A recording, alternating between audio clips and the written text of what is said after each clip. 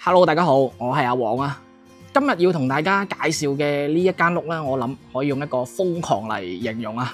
珠海斗門五洲家園嘅呢個別墅啊，建築面積513平方米，實用去到900平方米啊！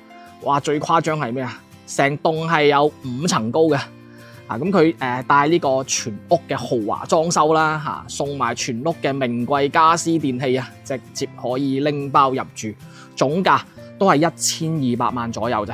咁喺香港1200萬都只能係買到啟德嘅一個2房單位啦。但係喺呢一度啊，你可以買到一個係連花園、連戲院、連呢個私家車庫嘅一個皇宮啊！即刻跟我入去睇下呢個拎包入住嘅別墅又係點嘅樣。入到嚟呢度咧就係呢個前花園啦。咁呢一個空間嘅話咧，足足有成35個平方米啊！喺呢邊種下花啊，同埋呢邊做個魚池養下魚都係完全冇問題啊！呢度就係呢個入戶花園啦。我哋跟住再入去睇。入到嚟呢度咧就係玄關位啦。再轉過嚟呢度睇，哇！呢個會客廳真係誇張啊，足足有成43個平方米啊！呢度層高有3.9米嘅，完全冇壓迫感。即係你喺香港住慣咗啊，嚟到呢度覺得即係呼吸都暢順啲啊！咁落面嘅話咧，呢一度仲有一個家庭廳喺度啊，一樣咁大，一間屋2個咁大嘅廳。咁你見到嘅呢啲石材啊、背景牆、吊燈同埋呢套咁大氣嘅呢啲家私電器啊，全部都包晒啊！慳翻100幾萬裝修費之餘啦，仲慳埋至少1年嘅監工時間啊！拎包入住真係正。咁出到嚟咧就係呢個大陽台啦，咁可以望到我哋嘅後花園嘅。好啦，咁我哋再落下一層睇睇。落到嚟負一層呢一度啦，咁佢負一層呢邊咧係一個餐廳咧，同埋一個飯廳喺呢一度嘅。咁門口呢一度咧就係呢個衛生間嘅位置啦，先俾大家睇睇先。空間咧都係非常之闊落㗎，後期大家可以呢邊再改裝多一個做沖涼房都係冇問題嘅。咁啊，先嚟睇下呢一個廚房先。哇！一入嚟望到呢個廚房真係夠晒大啊！大家睇呢個廚房中間做咗個賭台。呢邊雪櫃呢個預留位，買個大嘅對開門雪櫃係足夠冇問題啊！呢邊嘅洗碗機啊、抽油煙機、煮食爐啊，呢啲都完全係同大家準備好噶啦。到時再喺呢邊再加多個焗爐烤箱，都完全係不在話下啊！咁我哋再過翻嚟呢個飯廳呢度睇睇啦。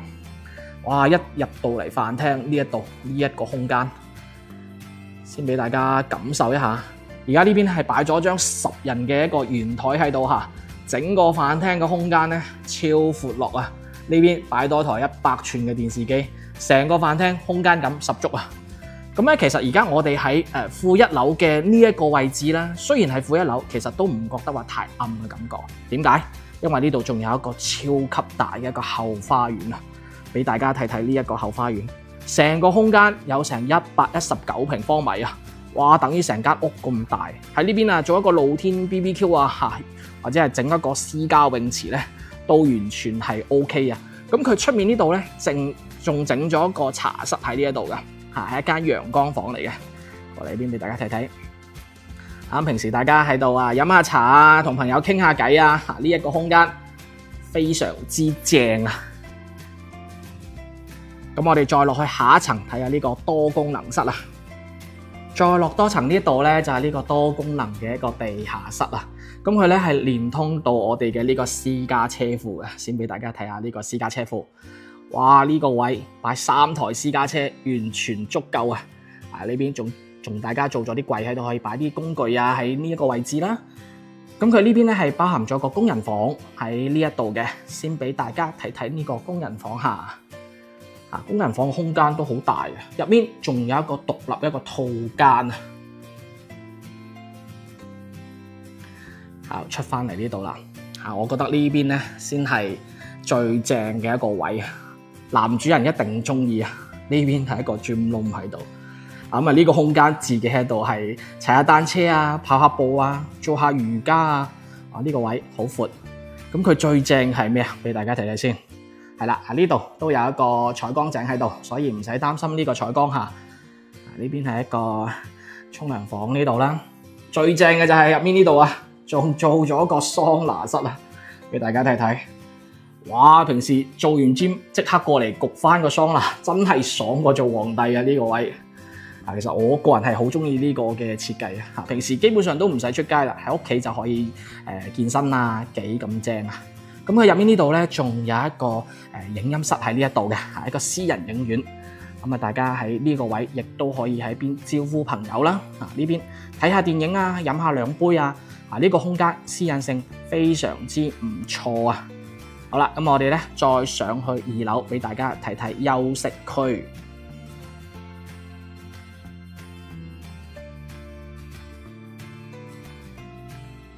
上到嚟2樓呢一度啦，咁2樓呢邊咧有3個套間嘅，我哋先睇下電梯隔離嘅呢一個套間先啦。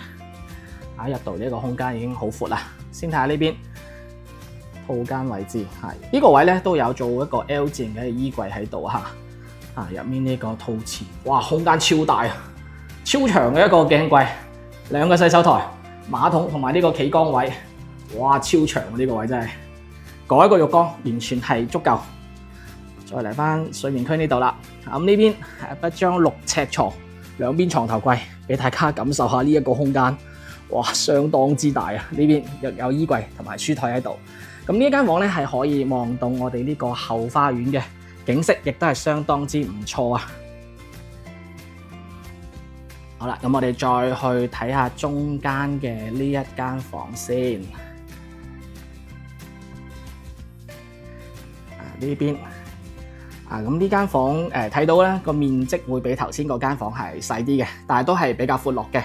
呢邊做晒呢一個衣櫃同埋呢個書台。咁佢呢邊嘅套間係喺呢一個位置嘅。咁套間咧就冇頭先嗰間咁大啦。呢度但係佢企缸位咧就好闊嘅，俾大家睇一睇。呢個企缸位。再加多個浴缸啦，呢個空間完全係足夠嘅。咁佢呢間房嘅話咧，仲會有一個露台喺呢一度嘅，就喺呢一個位置啦。咁帶一個小露台喺度啊，咁平時都可以擺張小茶台啊，晏晝喺度飲下望下呢個遠處嘅呢個景色都景觀都係非常之唔錯，比較寧靜啊呢邊。咁我哋再去睇第3個房間啦。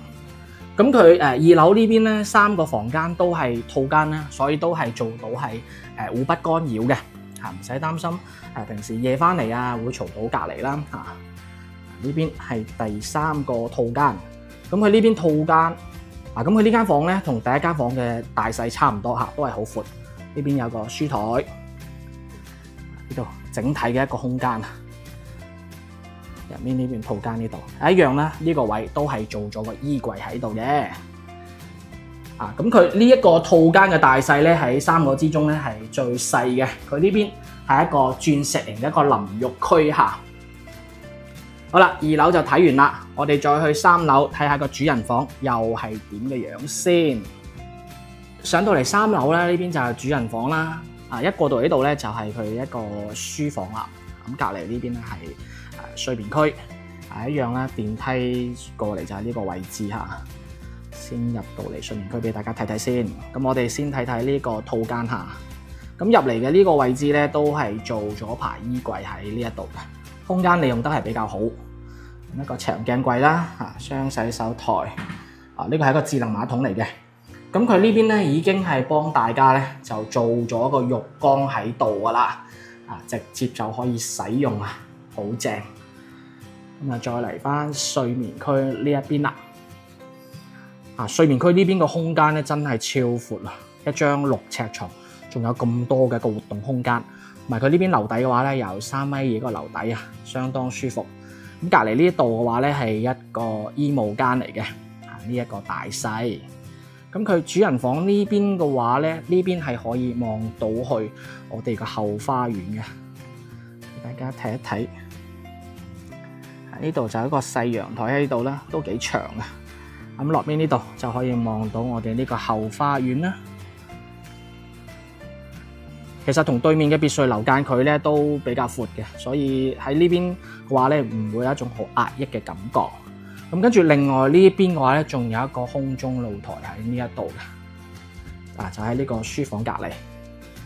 其實3樓成層咧都係自己一個獨立一個空間嚟㗎，唔使驚俾人打擾啊！呢邊就係呢個空中花園啦，都唔細喎。呢度有張6人台喺度啦。我平時喺度飲下杯紅酒啊，望下呢個夕陽啊，哇幾正幾寫意啊！人生仲有咩要求啊？咁呢個斗門五洲家園嘅別墅咧，總價就1200萬左右啊，900平方米嘅一個實用面積，5層高啦，仲要帶呢個全屋嘅一個裝修啊，家私電器。咁呢種睇得到、買得到、即刻住得到嘅物業嘅話咧，真係賣一間少一間啊！如果你預算咧係千零萬啦，又想揾個地方退休啊，或者係揾一個全屋嘅一個大嘅度假屋嘅話咧，唔好諗呢度，我覺得係好適合你。咁如果係對呢個單位感興趣嘅朋友，可以 call 我攞更多嘅資料㗎，或者關注我啊，我會分享更多嘅樓盤資訊俾大家嘅。好啦，咁我哋下期節目再見啦，拜拜。